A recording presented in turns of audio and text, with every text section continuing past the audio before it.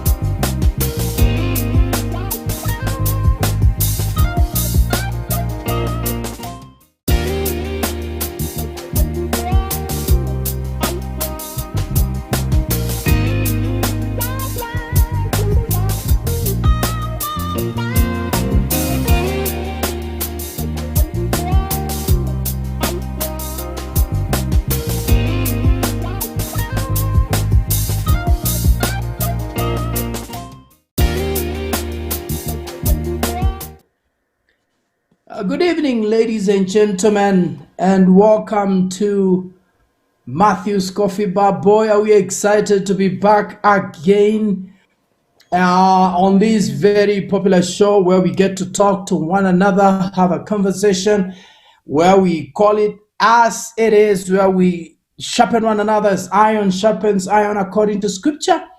Of course, we were not able to meet last Wednesday. I want to apologize for that. But also we are starting off late, not because we intended to. In fact, we were supposed to start precisely on time. But of course, I'm sure, as you already know right now, a lot of Nairobi did not have electricity. And that, of course, became a hindrance to most of my panelists here. But we thank God that power is coming back in most of the parts, if not all of Nairobi. And yeah, here we are, getting the show on the road. I am so excited and looking forward to a great conversation with these amazing men of God in the house. And I want to introduce them quickly, even as we look forward to receiving the other friends that should be joining us, the likes of Frederick Njiri, the likes of Joem Divo, the likes of David Wagata. Again, I need to remember saying power problems were a big challenge right there. And so today, back after a while, all the way from two UKs, United Kisumu and the United Kingdom. Ladies and gentlemen, let's welcome, he was just being called earlier on, Bishop Joseph Odima in the house. God bless you, Jacom. Karibu sana. It's great to have you here.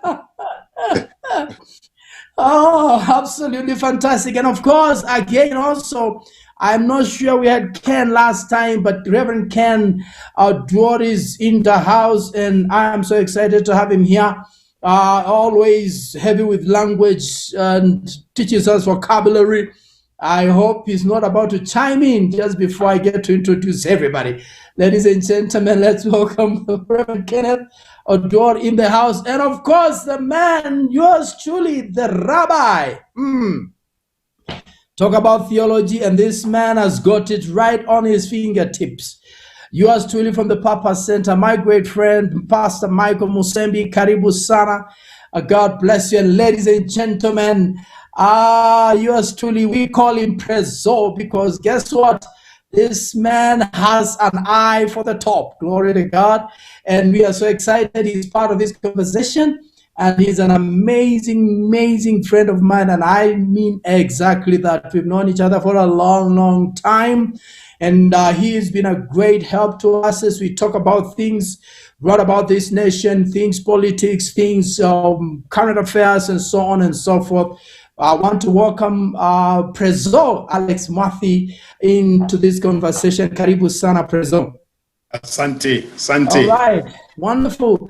Well, we hope the rest of the gang is going to be joining us as we move forward. And once again, let me just say we are sorry we're starting off late, but we obviously are going to have a great time as we talk together. Our main aim today is we're going to be looking at what is this in this BBI, and I hope, Alex, you're going to educate us and take us through that because you enjoy normally our political analysts in the house as we analyze the Bible and try to figure out where the two meet. But even then, of course, we will be contributing as we have a conversation around that. But I would just before then like to hear from Jatelo what's happening, and especially with the COVID-19 situation in the UK. And of course, he's also privy to the fact that we are beginning to see numbers also here are begin to grow, and that's sort of a bit worrying. I don't know whether these are cooked figures or that the reality of the ground, but we've been praying against COVID-19, and just to see numbers here beginning to arise in terms of infections is a big of a concern. But you guys have seen it in the UK. Tell us what your story is like right about now, Pastor Joseph. Thank you so much, Pastor Mathew, and to this great man of God here. No, with the COVID-19, before it is something that you could have said cooked, especially in the western part of the world, but it is a reality. It is a reality, especially in the UK where we are at the moment. The figures have risen up. The people that are passing away every day. Before, about some few weeks ago, the numbers had gone down to about 10, 9 a day. In fact, it had gone completely down even to 0. But as we speak today, it is risen up to about 1,000 people losing their lives. And it is not, in a day. And it is not what is being said. You can see it in reality. You can see it on television. They are going to the hospitals. You can see people lying down on those stretchers. And as we are talking right now, most of the towns have been shut. Like the northern part of United Kingdom is shut. Ireland is shut. Scotland is closed. No coming in, no going out for the next 2 weeks. They have moved to Manchester, is shut for the next 3 weeks. Northampton is going to be shut from this week on Friday for the next 2 weeks. And so they're moving down. Liverpool is shut. And they were talking about even shutting London. As where we are now, we are in tier 2. Tier 2 is just one more tier to the country being shut completely. So COVID has come down. And because it is winter, it's cold right now. We are in the middle of winter. Winter has just come up. And so the flu is hitting the nation. I was just watching now, Germany, I think Angela Merkel was coming up with a law that they want to shut the whole country. France, as you've been watching on your news, is shut. And so it's bad. It's bad. Let me use the word bad. At times we don't want to use that kind of a language because we are people of faith. But the truth of the matter is, it is their situation. I don't know what's in Africa over there. Maybe I don't know, say whatever is going on, but here it's coming. It's becoming something else. Nimepitia hapo Karomaindo bar, watu bado wanapiga kelele sana.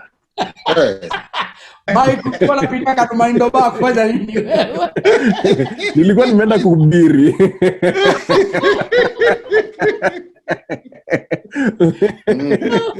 Na hata wana face masks. They are waving them like flags. Yeah, no.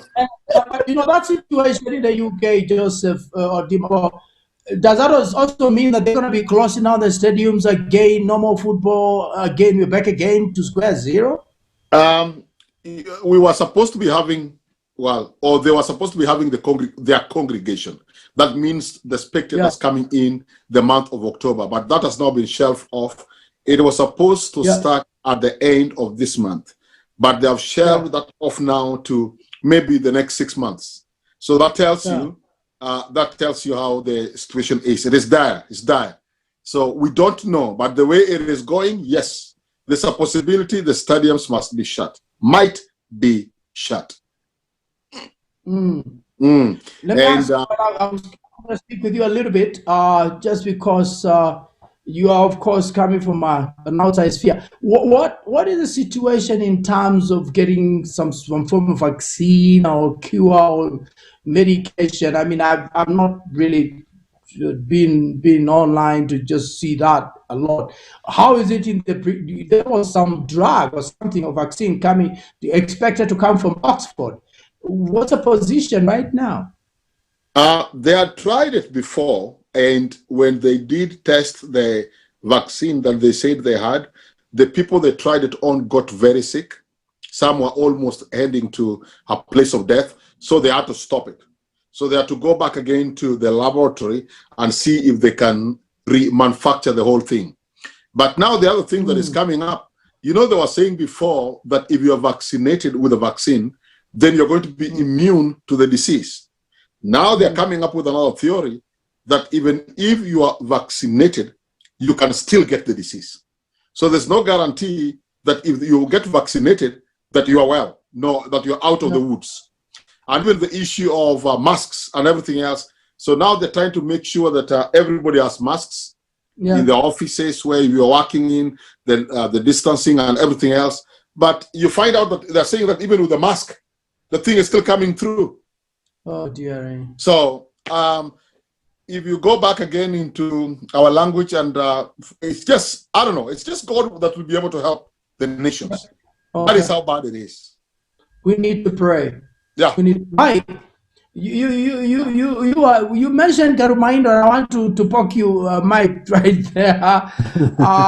Ideally, what is your take, of course, with the situation in the country here? We are seeing numbers beginning to rise, you know, in terms of even people that are the fatalities, in terms of infections, in terms of in hospital. You know, is that the picture on the ground, or is there some bit of, again, foul play? Because this side of Africa, this side of the world, we are famous for some of these crooked ideas. I think it is both end, meaning that, yes, there is, I think there's a rise, but at the same time, there could also be room for embellishment. How the international organizations have dealt with us, I think the embellishments are less, and we're a bit more realistic than we are. But just vitu kwa ground vile nimesikia, you know, certain hospitals are beginning to open up more wards because they are starting to see a rise in it. Some of the data that is coming through, we are starting to see that more people are getting COVID. In fact, someone just sent me, this is not Kenya, but someone sent me some data from Canada, and they're already bracing for such strenuous efforts like what Jatelo Joseph has just said. Locking the entire country down, starting to send paychecks to their citizens, you know, for some of those who their mortgages were almost towards the end, they are paying them off for those guys, you know. So, and they are saying now we are going to what? COVID-20 and COVID-21, which may be a morphing of the virus that is there right now, which is more resistant because, so, but vitu kwa ground bado tuko safi, tunaimba. Nimeona wazee wakikatika style ingine, nikaona hapa bado mabazi na flourish. Life goes on. Alex, what is your take? What are you observing, Alex? I know you are a man with always your ear on the ground. What are you seeing in this COVID-19 scenario? The word in the ground is that hospitals are full right now. Wow. You know, we have very, very few ICU beds in the country. Forget about what the government has been telling us about the numbers. We have very, very, very few. A very small fraction of those they've been talking about, and it seems they are full at the moment. We've gone back to a situation in June where most of the hospital beds were taken up by, especially in Nairobi, by COVID patients. My challenge is that as we face the pandemic, which, like I said last time, is not something that is coming and going. We have to live with it. Yeah. I see a situation where the government seems to not be moving the same direction, because Mutahi Kagwe would stand up every 4 o'clock in the afternoon and castigate every one of us for not taking care. And the following day, every single of the senior leadership would be in some village, some town, somewhere, having what do you call these rallies that they are having, the so-called BBI rallies. And what happens is that then those rallies, people are coming in without even masks. So which means they are continuously telling people, they are continuously speaking in double, what do you call it? Double speak. They say there is COVID, take care, social distancing, but their actions are saying there is no COVID, let's go on with life as usual. I think for me, that's the most dangerous thing. But I must say, the Lord God has protected Africa. The predicted numbers were that by now we'll be having 2 million people buried in Africa. Yeah. And I thank God that He's protected us, because it's known that we are weak in some of these things. But we should not take His grace in vain. We should take care. Alex, you are a neighbor to Tanzania. Tanzania bado hakuna COVID? Hakuna COVID. Mungu ameimaliza. In fact, Magufuli was calling for a weekend of prayer to pray for Kenya, so that COVID in Kenya can also go away, like it's gone out in Tanzania. There was a lot of talk about many deaths there, but there's no way you can hide deaths in a country. They're going on with their campaigns. I think they did the elections today. They're going live. Wow. Ken, over to you, Ken. What's your take? Here we are in this scenario. Here we are in this situation. COVID-19, I mean, we've been praying like crazy, and we believe that those prayers were not in vain. But what's your take with seeing infections beginning to rise, hospitals becoming full with the COVID-19 patients? Yeah, I think we can only continue praying and believing God for the best. He's a prayer answering God. But again, as my learned friend Alex had said, I think we have reached a place whereby we don't really know whether it's a reality or not, based on the frequent campaigns that the government officials have been having. There's absolutely no social distancing. If you travel using the planes, either to Mombasa or Kisumu, you'll notice there's no social distancing at all. So you're really wondering, is it really there or not? And these major infections, are they coming from the political campaigns that have been there, or where are they coming from? Because at the moment, we're not being told where they're coming from. You remember the other time they tried to say, I think there was a student or two who had COVID, and we were told there's no cause for panic. So where the rise is where we need to be told what is happening. And for me, I think they're not telling us because they know it's because of the campaigns that have been going on.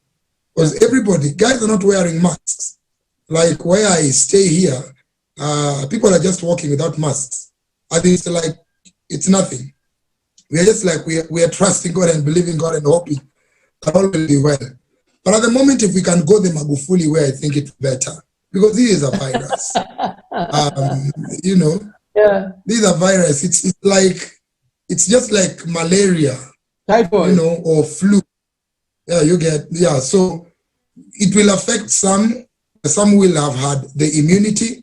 Unfortunately, there are some deaths that will be recorded. But the moment it continues, then the people get immunity out of it. I looked at the statistics that the Kenyans were giving.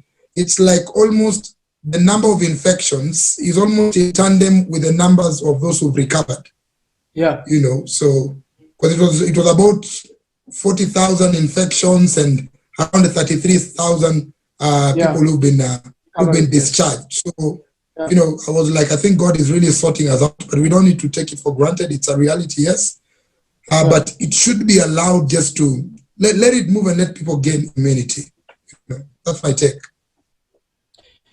Okay, I think, and I don't know that this is going to be Alex again, getting back to the Magufuli thing, because I'm curious, guys. I'm actually curious.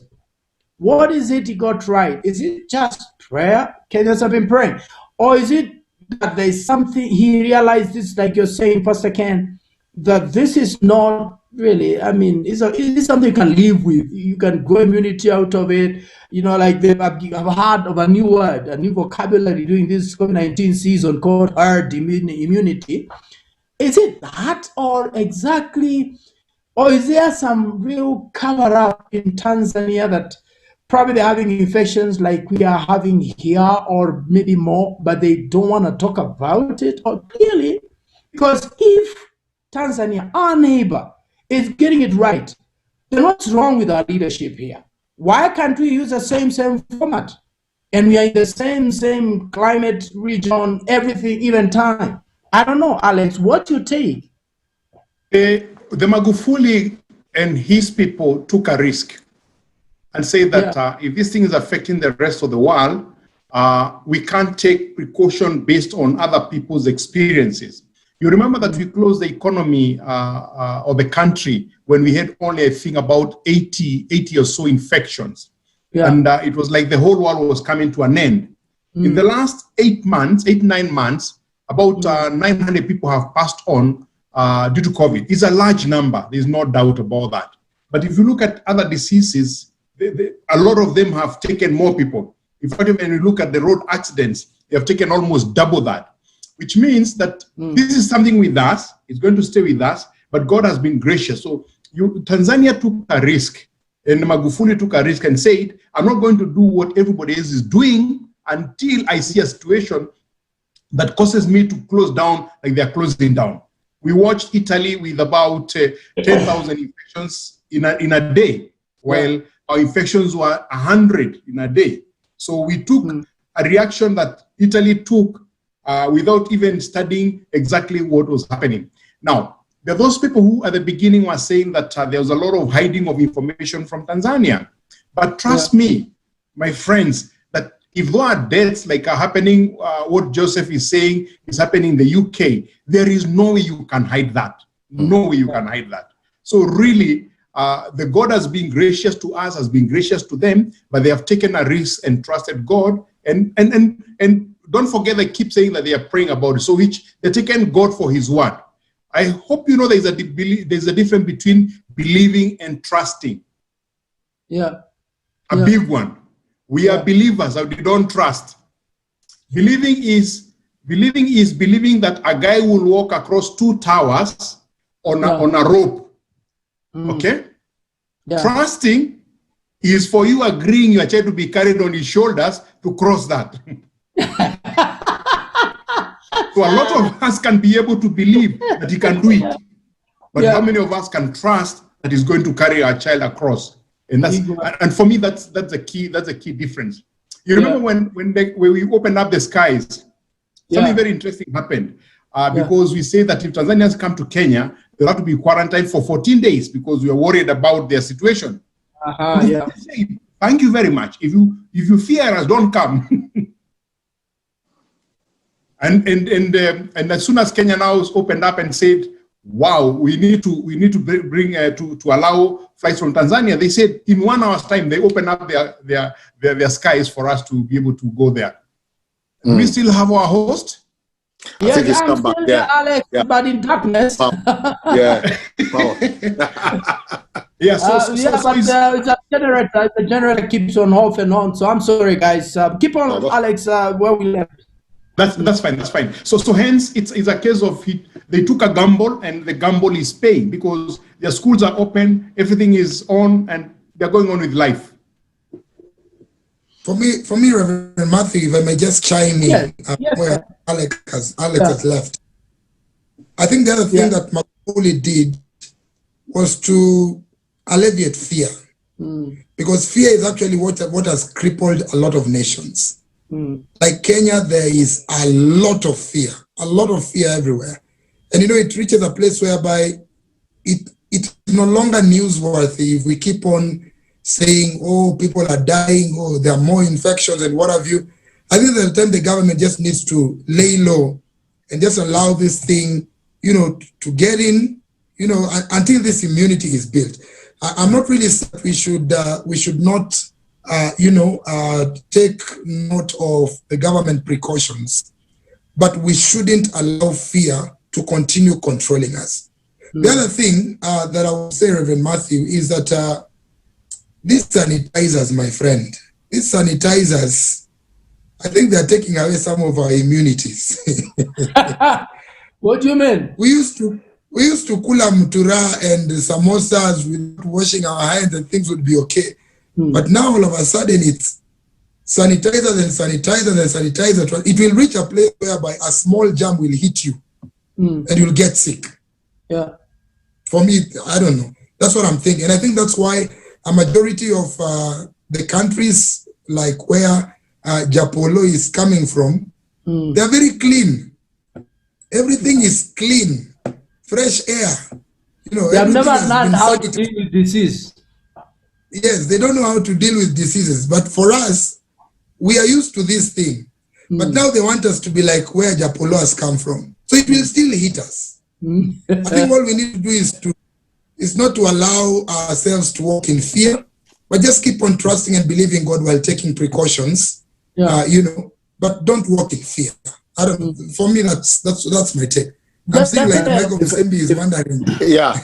Yeah, because I'm trying to chime in, and I'm trying to think, number one, just some points I'm throwing out there. Yeah. And you can correct me if I'm wrong, but I thought Magufuli has a degree in pharmacy or something, yeah? Yes, Something he did. to that effect, eh? I'm told he's a And chemist or something. Yeah, he's a chemist. Actually, So a doctorate. yes. So he knows about herd immunity. He knows about all this stuff. And so could he be coming from that point of knowledge of understanding the way viruses work as opposed to faith and unbelief? Because once we start going into spiritual stuff, we don't know that because like you asked Pastor Mathew, that they are praying more than us. Maybe they are confessing God's word more than us. Maybe they are fasting more than us. I don't know how you can measure that and say the answers to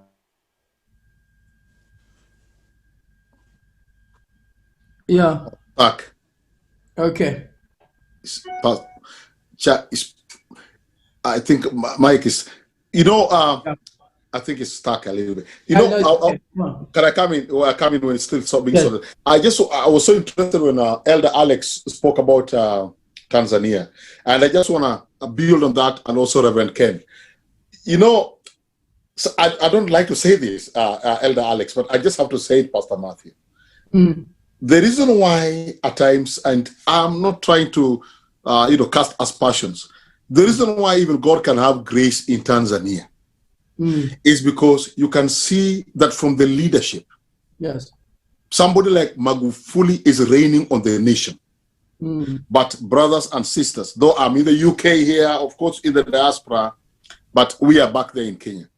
It's from the top is rotten, going down to the bottom. And blessings begin from top coming down. And some of these things you have to call a spade a big spade. Yeah. Now look at when people are eating up the money that has been brought in. We were discussing before the money that has been brought in to help the poor and also for vaccination. Yes. Is being consumed, in the system. And then you hear our leader saying that investigations will be dealt with. And then whatever you're hearing is, or whatever is being said, that people are so close to the system are the ones who are messing up the whole thing. Then a law is passed that A and B, people need to put on masks. There should be no gatherings. If funerals are there, only a maximum of 50. Then you'll find out that there's a group of people that will be given the law that only few people can go into their burials. But if you are so and so in quotes, people will be flown there by choppers. The law will be broken. Now, God is a God of justice. We are men of faith. Yeah. You know, the Lord is looking down in the nation and saying, Bwana, I want to nacheza karata. Yeah. And I just kind of feel, it's really painful to say this. And, you know, I really prayed about this and I just wanted to be careful. And I just found out that, you know, we can't play. There's some things, you can play with some stuff. There's some things you cannot play around with. I think Pastor Mathew is a light thing again. But so I think that's where the whole mess is coming up. Now, when you look at our nations here, even where we are, we have everything, my friend. But this thing is messing up, especially this kind of... I know. It's just off on here. It's that's okay. No problem. So when I talk about Africa and I talk about Kenya, I think that is exactly where the problem is. If the kama kuna watu wanaomba Mungu, of course, you know, we talk about prayer and the rest of it. We pray. Kenyans, you know, we pray. Tanzanians pray. Ugandans, you know, Africa as a whole, people pray. Look at even what was happening in Nigeria with the police coming to shoot up young people in the streets. What does the president say? He calls up a virtual meeting with some few ex-leaders of the country, speaks about 2 or 3 words, gone.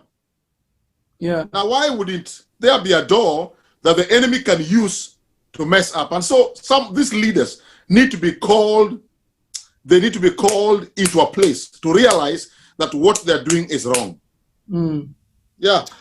Okay, guys, I just want to appreciate a couple of comments that are coming in from YouTube. Millie saying there's also a rise, actually, in infections in schools, both teachers and students, but heads of institutions have received strict guidelines that almost seem like a gag order. We are going the TZ way. That's a teacher. She's actually a teacher, so she will be in a good position to comment. And then I've got the likes of Zuma Florex, Maggie tuned in, Penina Brother tuned in from the course. Thank you, Penina, Helen, Sarah. And Joy apologizes, of course, that she couldn't make it today. She had an assignment that she needs to hand over by 9 in the morning. And so we understand, Joy.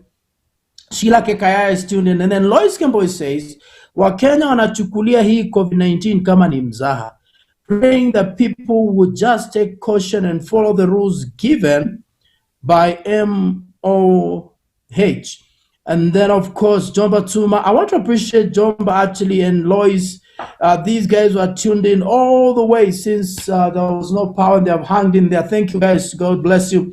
Anansi Ananjiru says, yes, our Lord God is God of justice and faithful. He never lie when he said in Psalms 91, we have to trust our Lord Jesus Christ. Those are comments coming in from guys that are watching us and tuned in.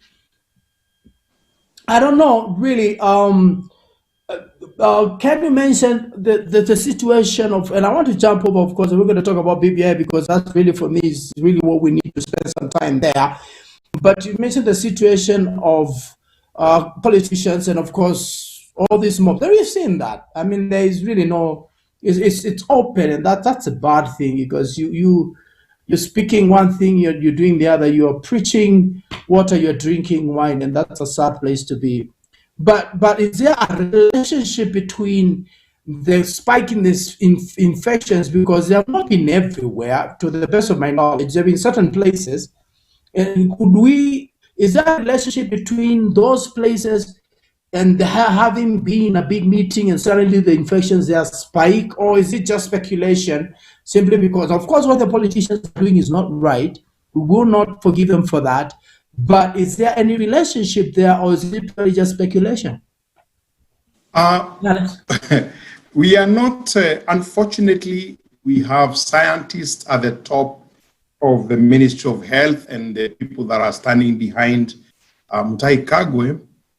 But truth be told, we don't have a spike. Yes. What has happened is that we dropped in terms of the testing that we are doing.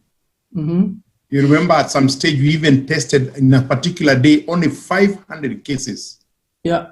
So which means if you do 500 cases, then you get a 10%, then you have only 50 people in the numbers. Yeah. Today, what has happened is that the numbers, maybe because the stolen kits were not there, and some of them must have found the kits or brought in the kits, and now the number of testing have jumped to 6,000, 7,000 in a day. Yes. and that's why I keep saying the issue is not even the number of people that are being found positive, is a percentage of the testing that is done. So that if you do 500, don't tell us the numbers have dropped. Around the time when the president was opening up the country, and one wants to imagine that there isn't some people with such a demonic mind in the ministry, because they dropped the testing to 1,600, 500 in a day. Now they have jumped the testing to 6,000, 7,000. You remember the day we had the highest number, I think it was 1083. Yeah. That's also the day they had the highest testing of 7,500. It's a sad thing that we have 47 million, and in 10 months, we would have been only able to test only 500,000 people. And I think that's where the rubber meets the road, because those people that are giving statistics are not serious at all. They know those statistics means nothing, zero, zing, nothing. Today, they should be testing a minimum of 50,000 people a day so that we can have the reality. Let me tell you, my friends, yesterday, the positive cases vis-a-vis the tested cases, we had 14%, which means if we were to test as large number as the UK and the other countries are doing, say 100,000 in a day, it means our numbers yesterday would have been 14,000 people infected. You get what I mean? We only tested 6,500.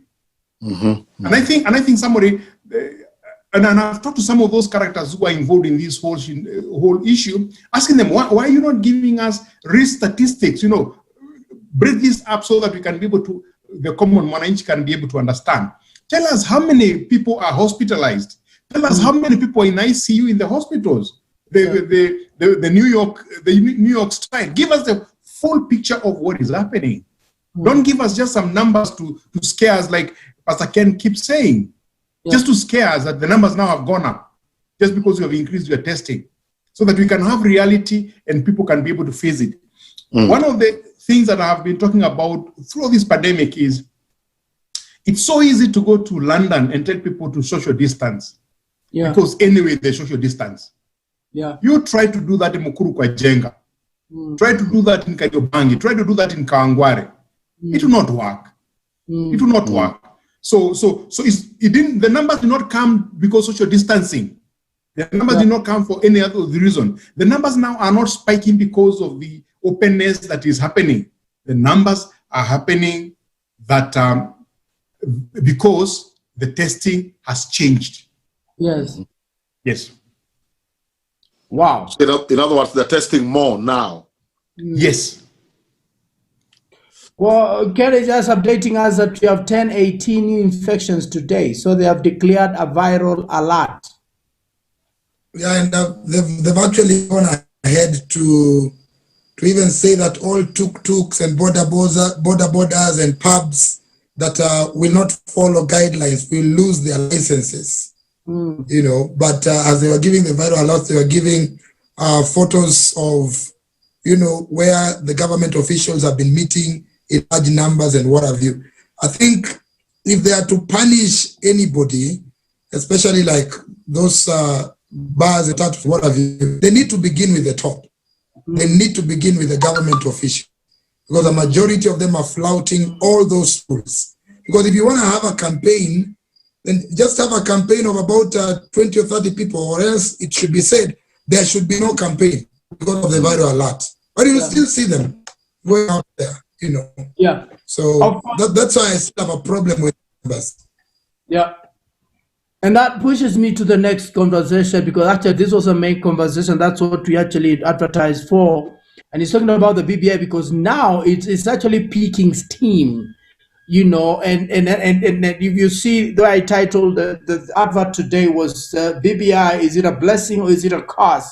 You know, because we need to really be clear exactly where we are going with this. And this forum is where we actually alert one another, we inform one another, we educate one another, we challenge one another, and especially in the chat, because we've been known to be timid, sometimes not to speak into the political sphere.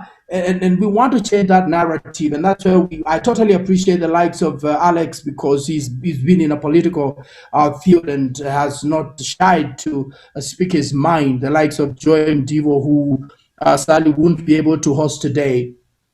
BBI, Alex. I mean, and we saw the launching of the same. You know, I know we had a conversation on this. You know what? I actually today tried to read that document, 204 pages. I wondered, is this another constitution that we are actually being given? Is this another? I wondered, is it another constitution that's being unveiled, or exactly what is this thing? How do we relate the two? Anyways, your take, Alex. Just kick us off on that conversation, because that is what the politicians are going out there to popularize in the midst of a pandemic. And suddenly now we are having a problem with infections and stuff. BBI, a love letter between two good friends. Okay. The genesis of BBI, and for us, because we are people of faith, I'd like us to be honest with each other without being, none of us should be sycophantic about anything, but look at this pragmatically. Yeah. We supposedly have been fighting after election. Yeah. And we have been having a situation where the economy slows down 1 year before election, another after 1 year. Mm-hmm. And this was caused supposedly by some animosity that was happening between the people of Kenya.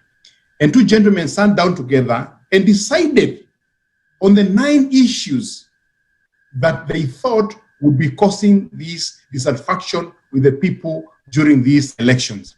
Meaning that before the election, in between the time of before the 2 elections, we are fine with each other.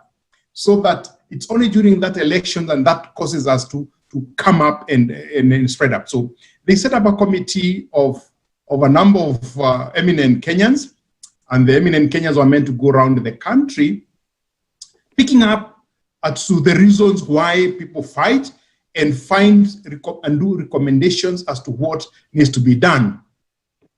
They have finished their work. They finished in the month of March, if I'm not wrong, and we had the first draft that came out that seemed to have collected views of Kenyans. And then they went back, and now they have sat down for 2, 3, 4 months on it, and now they have come with a final document. But the sad thing for me is that the document, and I've read it a couple of times, does not address the issues for which they started addressing at the beginning, number one. Number two, in that document, I don't see anything that can prevent people having to fight if they had any reason to fight in the future. So the document now becomes what we call the Potemkin village. And I'll tell you what's a Potemkin village, and then I'll shut up. A Potemkin village is when there was a man called Gregory Potemkin who was a soldier in the Russian army when there was Catherine, who was a queen of Russia just before they were overthrown by the masses. By the masses, which is what is going to happen in this country in the near future. Very near future for information. So, Catherine conquered Crimea, and she wanted to visit Crimea, but she had made Gregory to be in charge of Crimea. So, what he did is to give lies as to what he had done to Crimea to develop it. And so, what he would do when Catherine came, he would prepare a village with his own people. Very beautiful village next to the river, so that as Catherine came, she would see a beautiful village. And Catherine would go and sleep and say, wow, this man is doing a good job. The following day, he would start another village with exactly the same people and exactly the same material, so that there were so many villages along the river as Catherine went along. And they become Potemkin villages. Things that seem to appear real, but they are false. To an extent that the BBI addresses a couple of issues. It addresses the youth by telling them that it's going to give them help. It's saying that we'll give you holiday for 7 days. That's one beautiful village for youth. It goes and says, for you politicians, we'll increase your seats and we'll bring them together. We'll actually make sure that in the Senate, there are 94 people, and one will be a woman and one will be a man. You've been clamoring for gender equality, you have it. And if you look at you analyze the whole document, what it does is to pick up pockets of people that is satisfied. We'll give the counties 35% revenue without questioning what have they been doing the 25% that they've been getting at the current moment. So we'll give you. And out of that, remember, we'll also give your ward representative something called ward fund, similar to CDF, so that the MCA will have money. So these are the villages that has been created to hoodwink everyone else to forget that this document does not address the issues it was meant to address. May God help us. Oh. Yeah. Mathew, you are muted. Host, you are muted. Mathew, you are muted. Mathew, unmute Yes, yourself. I am sorry. I know you don't mute myself, and I did that for a couple of reasons. I was saying, Ken, you look like you are hot and getting ready to chime in out of that what Alex was defining right there. Yeah, I'm actually grateful for what Alex is saying. He is more privy of the information that is going on. But having just had the conversation that was there during the BBI lounge, first of all, I thought Kenyans were being taken for a ride. And I think we've been playing around with Kenyans for a very, very long time. You know, for me to see someone like the deputy president always castigating and refusing to accept the issues of BBI, then the president reaches a place whereby he is unable to read his speech, but now decides to speak his heart out and begins to tell us, by the way, this handshake thing, Mr. Deputy, you are part and parcel of it. So you cannot be acting here like you don't know what is going on. Then he tells him again, number two, even the people who put pen into paper with regard to the documentation of the BBI, you are one of the people who even brought other guys who are going to discuss this bit. So I think he was just trying to say it is wrong for you now to stand in front of us because you're a great orator and begin to sort of bring down this particular thing that we are trying to build up so that Kenyans can be united. For me, first of all, right there, I felt like we were being taken for a ride. And the president and the deputy, together with the prime minister, they made us Kenyans look like fools. For you to have discussed something on your own, you're privy of the information, and then you act like you're fighting one another over those things, and you know there's absolutely nothing you're giving us. And so for me, I'm like, how do you give ward fund to the local MCA, and we've been unable to even manage the CDF at this particular time? It doesn't make sense. How do you lower places like the Senate, and then you want to bring women into the Senate who will not even have a voice. They'll have nothing to say. Or you want to bring a presidency that has absolutely no power, or one that has got power. In fact, based on what I saw, I realize it's going to be, if you become the president based on the agreement on the BBI, you'll be one of the most powerful presidents ever, because you can fire and hire at will, like the way Mo used to do. Fires you through the radio or through a call. Can you imagine if you bring in a CS to be in charge of the police and you are the commander-in-chief? That means you can manipulate these particular people and cause them to do whatever you want them to do, which is absolutely wrong. So I think these guys should have, right now they have said this document should go back to the Mwananchi. I hope and I pray that the Mwananchi will try and read so that they make sober judgments with regard to either passing this BBI or rejecting it. But I'm not really seeing something major that will bring change, having read part of that BBI. Actually, some of the things they're recommending, they don't even need a referendum. They just need a bill. They just need a bill to be passed in parliament, and we'll be done with that. So some of the things that have been put here are sort of copy and paste from the current constitution, which all we need to do is just to, actualize them, and everything will go well. But they're trying to put in some bits and pieces within that document to try and show that there's something different. But there's absolutely nothing different. So that's my only problem with this BBI, that it is not very true as it's supposed to be. So that's the challenge that I have with this document. Thank you. Jacom, you are you have a bird's eye view on this BBI. I know. I can tell you. I know. I can tell you something that when I heard about this BBI thing, not being in the country but watching it from here, and I heard about this BBI thing. Initially, let's give credit. It was very good that the Prime Minister, Honorable Raila, together with our President Uhuru, went and shook hands in Harambee House to bring peace in the country. That was a very good thing. Yeah. The next thing that should have taken place from there, and by them coming up and saying, okay, what else the country? In fact, what I felt that maybe could have been done after they went and they shook hands, they would have maybe brought some people around them and said, hey guys, we have just shaken our hands. We have agreed that there's something wrong with whatever is happening in our elections every 5 years. What is it? People that have a heart right now that want to build up a country. What is it? Because who knows? Am I telling myself that now I want to build up something? Do I know whether I will live 2 years' time from now? And if I live, will I even have the health to be able to walk? I don't own life. And the thing that really ails me and pains me is some of the leaders, and I'm really sorry because I don't like pointing a finger, but it's unfortunate that some of us, with some of the laws we are making for me, thinking that I'll be there for 100+ years, not knowing that I can go and fight for it, but I will never see it. Just like in the Bible, you find out about the people that fought some battles. They fought for the battle, like the children of Israel, who left Egypt. They went in the wilderness, but they were not able to reach Canaan.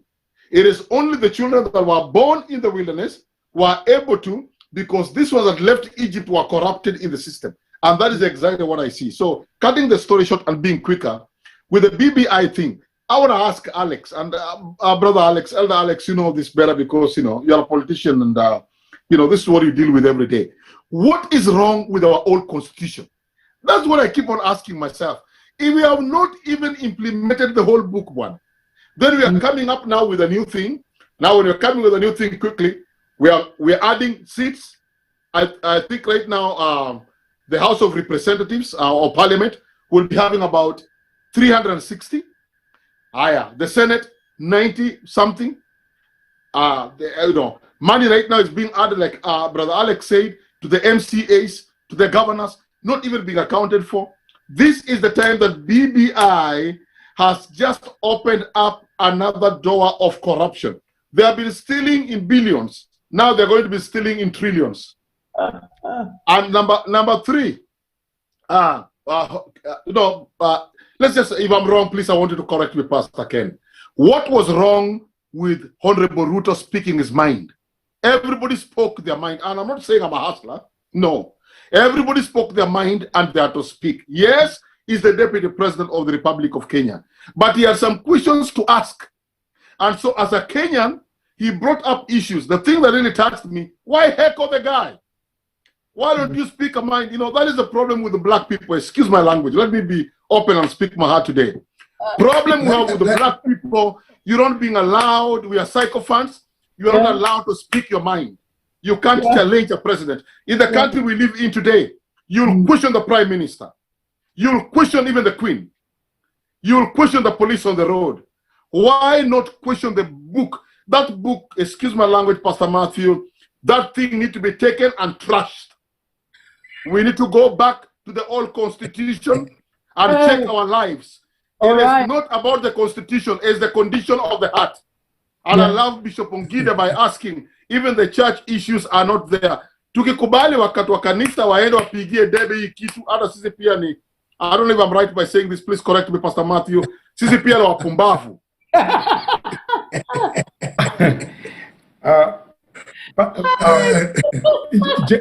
Gentlemen, yes. I just want to reiterate something that Pastor Odima have just said, that there are only two people who spoke their minds in that meeting. Only two. Deputy President, and Musalia Mudavadi. Yeah. Everybody else was sycophantic. Yeah. And it's very unfortunate in a country like ours that Yeah. we have that sycophants. But I think what Pastor Ken was drawing is something that is real, that these people sit together and they discuss together. They can't pretend to disagree in public. That's what I caught from him. That yes, they sit together, but also, of course, we would not have wanted him also to be sycophantic like the others were sycophantic. And Pastor, sometimes it's good actually to read some of the things that this whole document is addressing. Yes, they are asking that we have 360 members of parliament, 290 to be selected from the constituents that we have, and 70 to be selected multi-regional. A member of parliament is supposed to be a representative of the people. Yeah. They are saying that you have an extra 17 in Nairobi, 16 in Nairobi. I do not know to represent who. Now, when people who are at the level of learning of the people who are in that group, it worries me. Because they're saying like Nakuru, you'll have 5 extra members of parliament. Kiambu, you'll have 6 extra members of parliament. I don't know, does that mean there's inclusivity? Because out of the 70 members, 32 members will come from Central Kenya and Nairobi. So I don't know what exclusivity is all about. Senate is 94, Pastor Undima. 47 men and 47 women, which means you have a democracy that is guided to select certain gender. I don't know what the kind of democracy is that. Now, in terms of the so-called, because I think our listeners need to internalize this, the resources that we are giving out, we sit down together as leaders of this country and you say that we propose that 35% goes to the counties. Today we collect 1.67 trillion shillings. Today our debt repayment, which stands at 6.6 trillion, is 900 billion shillings. Basically, it means that out of the 1.67 trillion, 1 trillion goes back to repay back the loans we have taken so far. These loans we have taken in the last 8 years. So we remain with only about 700 billion shillings, out of which 500 billion is the recurrent expenditure of the government. So it means we have only 200 billion shillings. Now, if you are saying that we divide that 35% to the counties, what are you talking about? And they're talking about 370 billion. It means that we are planning in the going future that we will borrow a minimum of 2 trillion shillings every year going forward. And that's why we have set a ceiling of 9 trillion in the current constitution, that we have allowed that the government can borrow 9 trillion shillings. The point I'm making is this: we do not have government leaders who think. They are lazy thinkers. Because today, for us to be able to think about going forward in this country, we must find out what can we do to be able to cut down the costs that we have at the moment. We cannot afford to increase 1 more shillings, because it means every single shilling that we increase will be borrowed. I pick that. And when you look at the rest of the items, like I mentioned the help, why would you want to have a discussion in Kenya about giving the students who are leaving university at least 3-4 years before you start deducting their loans? Why do you want us to have that conversation?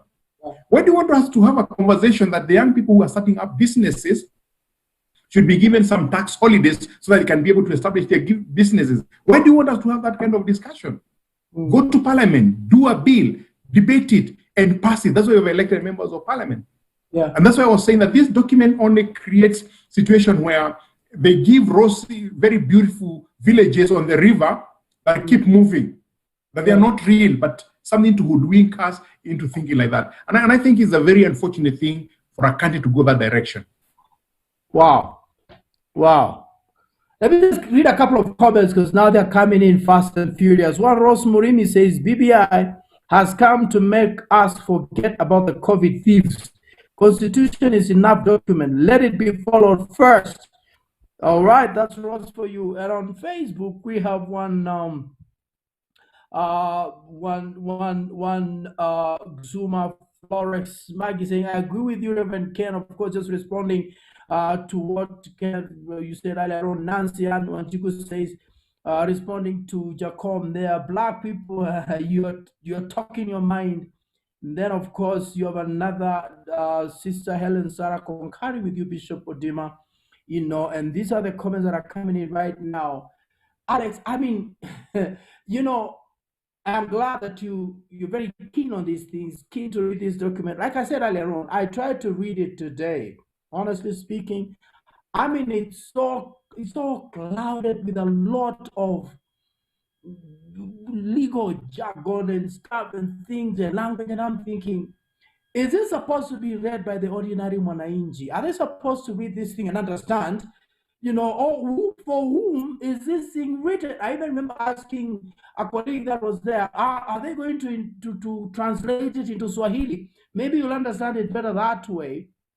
And you see what the things you're raising right now, Alex, you know, it's only a smart brain like yours who can look there and see, no, here is a problem, here is a problem, here is a problem. And that's why this forum is so critical, because we have people that are watching and people that are following us. We are members of a church that don't clearly understand. They just see what the politicians did as they were launching this thing, and they're thinking, wow, that sounds like a cool thing. That sounds like... And one of the things I ask is this: you're talking about, you know, being all inclusive. Clearly speaking, there is 40-some tribes in this country. There is 45 million plus people in this country. How many are you going to include in leadership? Even if you try to satisfy everyone, you know, you can't. And some of the things you're saying, Alex, man, they are really... You even wonder who sat down and thought this. How do you begin to give members of parliament who have no representation? They just go there, they earn money, but they are nobody they're speaking for. You know, Pastor Mathew, something just hit me right now. A thought just came to me. You know, a nation, Elder Alex and Pastor Ken and Pastor Mathew, it's like a church. Yeah. Then we have a pastor, we have elders. Kenya is a church. Kenya has a pastor. Then Kenya has to have elders. The unfortunate thing, the pastor plus the elders of the church of Kenya. I'm not talking about the church in quotes as alone. I'm talking about a nation. The nation is a church. Is that unfortunately, the pastor doesn't care about the church of God. The leaders who are there right now, they don't care. It's what can we get out of it to Kule, build our homes, build our children, we die. So everybody right now is what they can grab. Unfortunately, to say this, is that the current leadership has only 2 more years to go. And, you know, after that, well, they go and rest. Somebody else comes and takes over. So to get away with it is, let me give them something. As long as I've finished up my tenure, let the person or the people who are coming with deal with it. Wow. And, you know, that's how I see it. Somebody just throwing it in doesn't care. Because, brother, just like you said, Pastor, that document, when you hear they're saying, let Mwananchi read it. Come on, man. The very fact know is 204 pages. Yes, and they know how complicated. Yeah, they know how complicated the document is. Why don't we have some people? Okay, we have now the elders who went and wrote the BBI and the rest of it. Honestly, if these people have the heart of the country at heart, some of them are 70 plus. You know, I'm not trying to instigate anything here. Or some of them are 30, some of them are 50, like some of them are 20. If surely we have the heart of the nation, we will check and see, you know, right now in America, there's an election taking place in the next few days. Yeah. Okay, hate him or love him.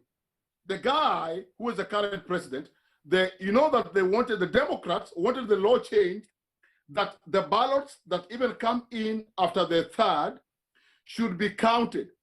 The Supreme Court said no. The elections are on the 3rd. By the evening time, all the ballots should be counted so that they know who is the winner by that day or the following day. They say it will really not be legal that the election is still extended. Now, when you look at it, this issue of the winner take all, honestly, I don't want to get myself into that, Alex. Have we solved the issue of even the winner take all? No, because in every competition, there are winners and there are losers. If you have lost, my friend, go home. If you have won, take care and do whatever needs to be done. If I was asked right now, what should have been dealt with are the referees who are taking care of the elections, to elect men and women of integrity who will rather die but not allow anything that is ill to take place. Then come up with laws that the people who are competing, ukishindwa kubali umeshindwa. Ukishinda ukubali umeshinda. Then let whatsoever that is there take care. Today in our country, I was just watching, and then I finish up. I don't want to take a lot of time. You rarely see the police in our streets. You know why? Because, my friend, if I go there right now and mess with my car, I won't get far. Even my conscience within me will tell me, hey, you know, there's something that is in us. Hey, my friend, somebody else will really call the police on you without seeing the police. And when the police here stops you, I mzee pole sana bwana nilikuwa nakimbia tu, I was just kind of running. Sorry mzee. My friend, you are done with it. You are going to court. You're not going to bribe the judge or the prosecutor. You will either be fined or they will take your license or you're going to jail. This thing needs to start from top. And when the top, excuse my language, when the top is in place, then we are in place. I'm sorry, I'm getting a little bit emotional. Sorry. Could I comment? Next fire, Alex, yes? Yeah. I think the pertinent issue that you asked, how will the ordinary member of the church be able to read these documents so that they can internalize it? Either be like me and read the whole document, or I'll share with you, Pastor, an abridged copy that has been developed where it just highlights the issues in the document. Okay. That is easier for someone to follow and be able to understand. It picks up the key elements and what they are in the document. I'll send you through WhatsApp in a short while. You can share it around. Very interesting comments. Number one, inclusivity for the people that have done this document means that there will be a president who will be elected by the people. Then there will be a prime minister who will be appointed as part of the party that has majority in parliament, and he gets 2 deputies. Okay? Then the person who loses becomes an ex-officio in parliament and becomes a leader of opposition within parliament. This document suggests that we go back to the days of cabinet ministers being selected from politicians, which we refused as Kenyans in 2010. Why did we refuse? Because the cabinet ministers were politicking more than doing any useful work for us. We want to take them back. So that's inclusivity in terms of the thinking that was there. And it's a sad situation because the prime minister and the deputies are appointed by the president, vetted by parliament, but if the president wants to sack them, he does not need the permission of parliament. Number 2, which means, you go slowly with me, the president will also appoint a judicial ombudsman, a man who will receive complaints from the judiciary. The president will appoint him and the president can sack him, which means while we talk about a democracy where you have the legislature, we have the executive, and we have the judiciary, in the envisaged government within this so-called BBI, the executive will be in parliament, the prime minister and the rest, which means there will be no split between legislature and the executive. Then through the ombudsman, the president will control judiciary.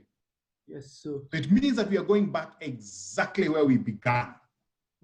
How somebody can think like that, I'm still struggling with. And the end result of sitting and agreeing on a document that I am really shocked.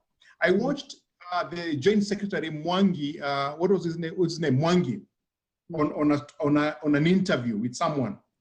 And he was asked very simple question, very pertinent questions as to what was your thinking when you think that if I win as a president, and of course my party will have the majority in parliament, so the prime minister will be a member of my party, the two deputy prime ministers will be members of my party. What are you talking about in inclusivity? And the only thing that you have is an opposition, and that opposition leader is also allowed also to appoint his shadow cabinet with offices and with everything. Mwangi said that, look, we will not spend more. And the question thrown at him was, are you not going to have an office of the prime minister? Are you not going to have an office of the deputy prime? I'm not talking about the office in terms of titles. I'm talking about a physical office, like we had the former prime minister. Is that not going to cost money? Security, the staff that go there? Then he said, he quipped in a public television, he said, we'll deduct your salaries. We'll do what? Deduct? We'll deduct your salary so that we can be able to pay them. And I thought, if the Joint Secretary could be so mean, give me a good word, Pastor Udwori, for that. He'd been so chorus, you say chorus, no sense. Can you imagine in terms of the room when they are sitting to write this thing, how much they were laughing at us as Kenyans? Yeah. And I would love our listeners to understand, please don't be sycophantic. This is not about whether you are in NASA, ODM, or in a Jubilee. This is about your country. As a matter of fact, for you to develop, you don't need the parties. You don't need you don't need the tribal leaders. No. You need to be able to be given a playing field that allows you to achieve what you can achieve. For me, BBI doesn't give you that. BBI wastes our time. Whoa. Let me just read one comment here. Lois Kembo says, this whole thing called BBI has been formed to benefit the politicians. Wanjiko is not on the picture. Then she goes on to say that these politicians are really taking us for a ride. Imagine they are talking about referendum in a country where its citizens are sleeping hungry. The donkey is tired. I think we should go the Nigerian way. Hashtag not Toby. And then, of course, one and Nancy and says Kenya is divided by the regions. Go on, Reverend Ken. You were saying something.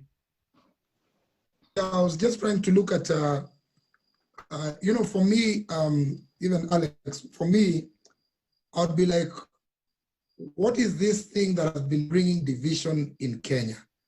Identify, come up with a strategy, and finish it up.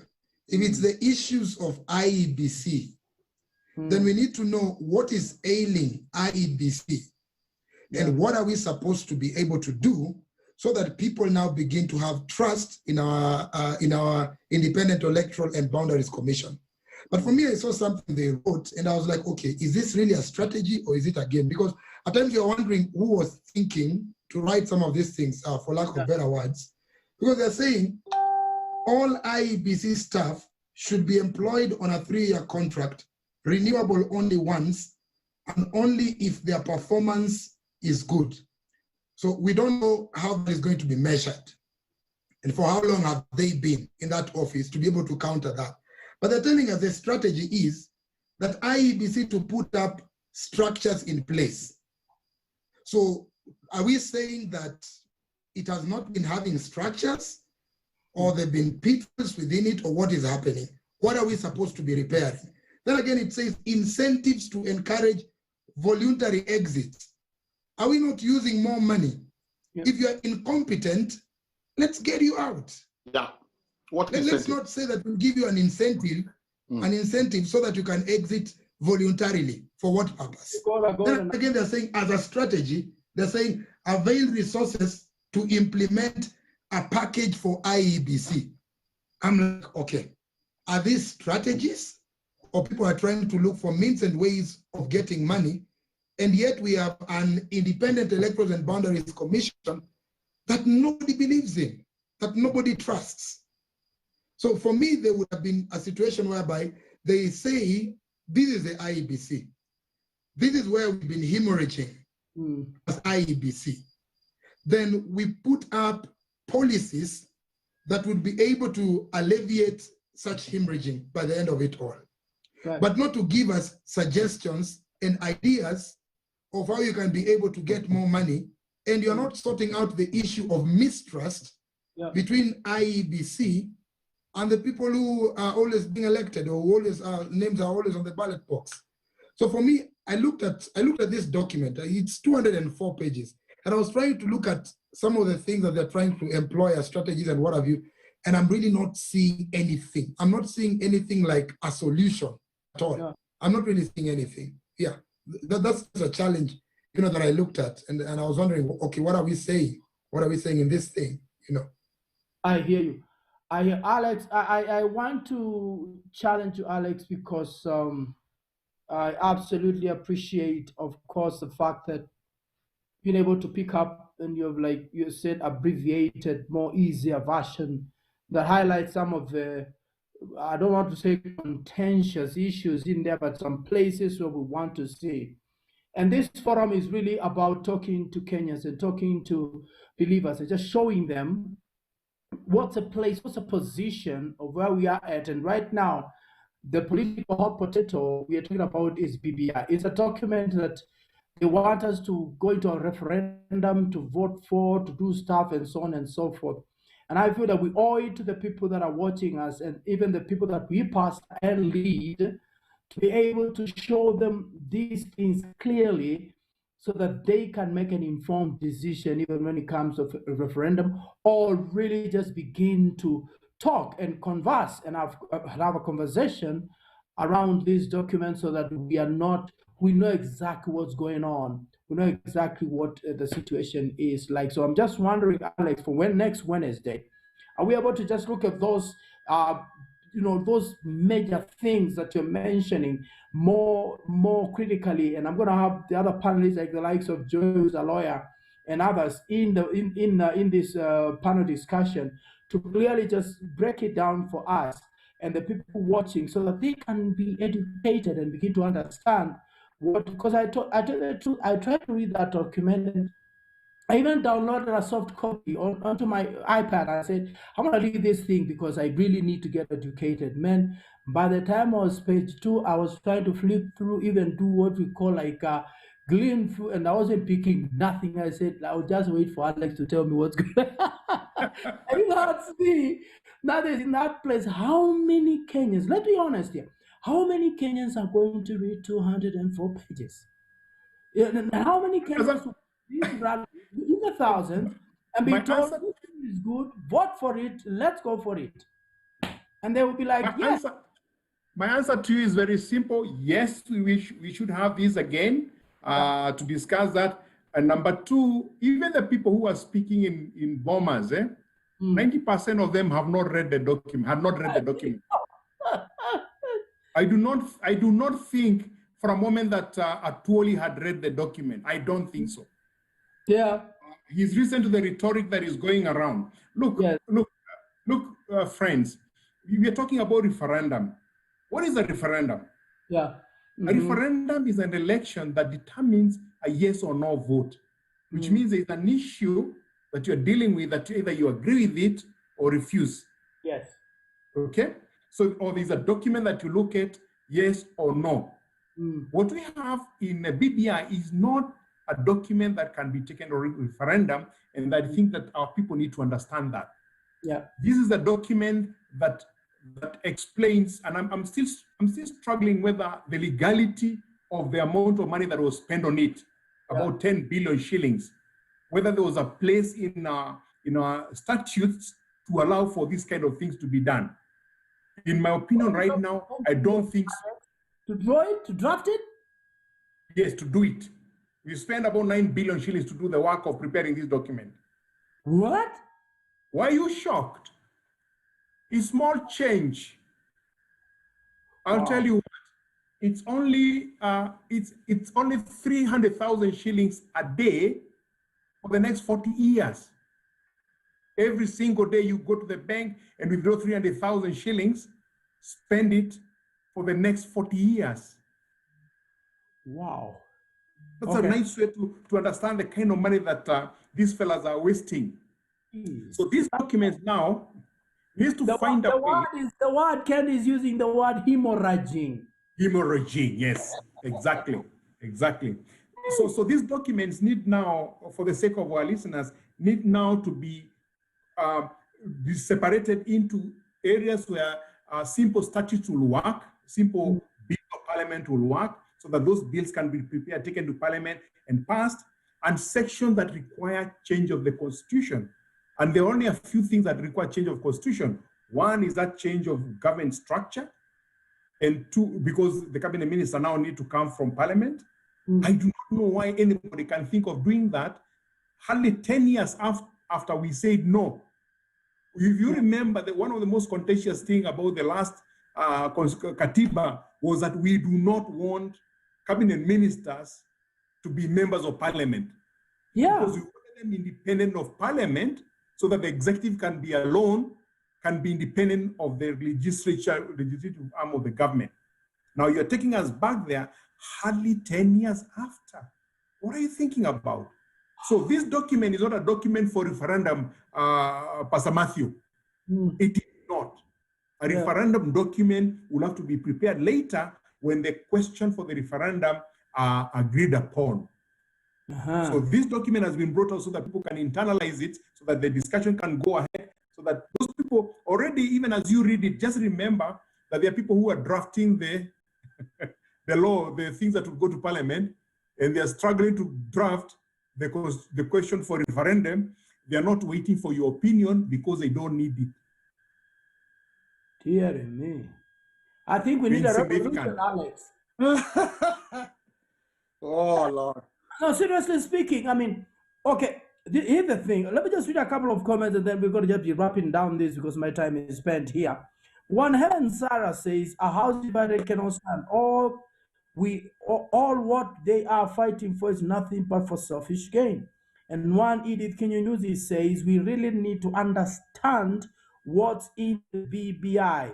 Lois is blown away by 10 billion being spent to draft BBI. She uses a very interesting word. She walai he hujuma. Jimmy Joroga said the referendum in Kenya is a matter of checking one's popularity before the main elections. Wow. Guys. Okay. Ross Morimi says, who we 9 billion on BBI drafting. Seriously, God have mercy. Voting for or against will cost how much in this case? Alex was said the other day, by the way, that some Baba said it was only going to be 2 million to do 2 billion. 2 billion. But actually it was costed as around 10 billion. It's a complete joke to say that 2 billion shillings can be able to do a referendum in Kenya. That was a language to appease everyone else. Because he knows that we don't know. He knows that the common man doesn't know. And just like Alex says it, and he says it jokingly, but it's painful. They don't need us. They already made up the decision. In fact, like I had, the Secretary General of ODM yesterday with some of his guys, they were saying that the train has already left the station. So about the issue that you want to bring up some ideologies in the paperwork of BBI is over. It's closed. Bring the question. People are going for a referendum. So when you look at it, it's dictatorial. So the issue that was being spoken about that there will be dialogue, that's why even in Bomas, they didn't want to hear anybody else descending. But the president, your president, I heard him saying that people need to discuss. And then when somebody comes right now to discuss the whole thing and say, yes, it is good, some stuff are good, but then we need to discuss 1 or 2 or 3. You hear people saying, hey, hakuna, hapana. Do you understand? So it's off, man. So people like us who can reason, obviously I'm not saying me reasoning, but some people who can really reason, you feel this system is not for you. It's not for you. In fact, I don't actually think, by the way, we are going to go for a referendum, because Kenyans boast of, we have great minds, the likes of Alex, Mathew, and what have you. But do those great minds have the courage and the boldness, to be able to tell the government, by the way, wait a minute, we don't need a referendum. All these are constitutional matters that not just need to be drafted as bills. Let them be taken to parliament and be passed. Let's just stop wasting money. But people are afraid of their lives because of the powers that be. But truth be told, if you read that document, you're not even seeing major issues where we demand a referendum. These are just constitutional issues that need to be acted. Like deciding how much money will go to a county. Do I need a referendum for that? Why can't we just draft a bill? Let the Senate and the Parliament agree on what needs to be done. But to tell you, there was a serious joke just the other day to increase, the money that was supposed to be spent in county government was a problem to decide at the Senate. So you wonder, okay, what is really going to happen if you go for a referendum? So I think for me, it's just a matter of, let's pick up the nitty-gritties. What are the things that are ailing Kenya? Because the reason as to why BBI was initiated, Building Bridges Initiative, it's simply because there were malpractices in the elections, there was no trust, and so it was a situation whereby the winner used to take it all, and so we need to sort out this issue and find out what was the problem. Then we sort out that thing. We have a problem with IEBC. Let's find out what is ailing IEBC and sort out that issue. Let's not spend 10 billion shillings just to draft a paper which you are telling us to get some public participation and nobody will even listen to us. It's one deal, So for me, I don't know. Yeah, I don't want to use the word it's a hoax, but it's very disappointing. Very disappointing that we elected people that were purportedly the youth who are going to change cultures in this country on how elections should be done, on how proper governance should be done, but they failed us. All of them are students of the first president, they're students of Moi, and they're students of Raila. In fact, it is very painful if Ruto becomes president because he's a student of both Moi and he's a student also of Raila. So they know what to do with this thing. All right. I hear you. Alex, could I just make a comment? Okay, go ahead. I hear Pastor Ken, but remember that this document is the first document that sets up a game, okay, and determines that the players select the referee. Because this document is saying that the main parties shall select 50% of the members of IEBC. Yes, so I think this is beyond lazy thinking. I don't know what I can call it. But you have a game, and you are saying the players in that game select their referee.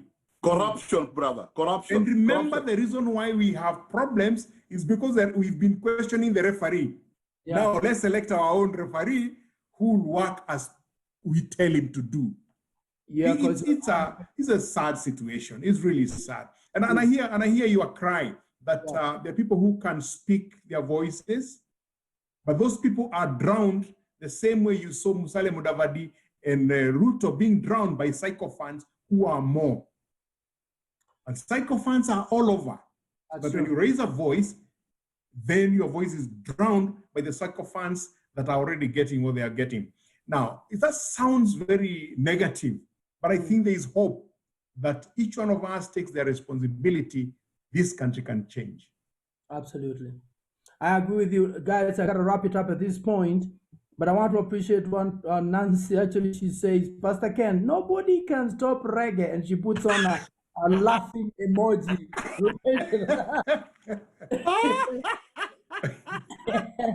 COVID have stopped it.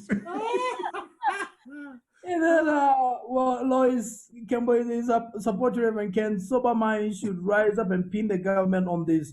Tutanyamaza mpaka lini. And I think that I'm going to just finish it at that note. We cannot keep quiet for long. And there is people out there that are just literally getting sick of what we have in form of leadership and are going to speak. This forum in itself is a place where we are speaking.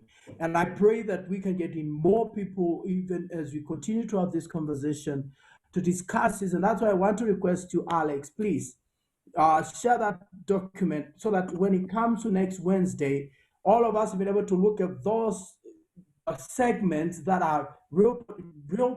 I mean, the reality is this: we have members in our churches, in our communities, that will never read this document.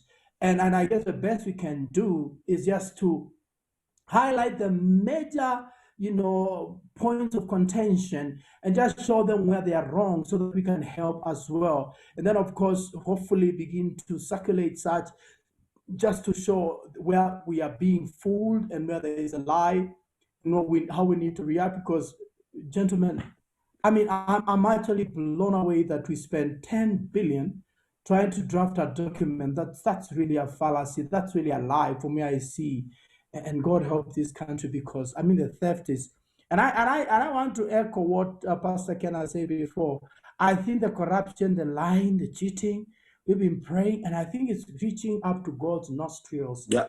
About time something explodes and really blows over in this country, so that we can see change, and change that will be for the good. Thank you very much, Alex. We're looking forward to be able to see that. And guys watching us on YouTube, let me just appreciate all of you that have been tuned in. Once again, we started late because there was lots of blackout all over the city, but we are glad we were able to have a conversation. Absolutely appreciate Jacom Odima all the way from the UK for joining us today.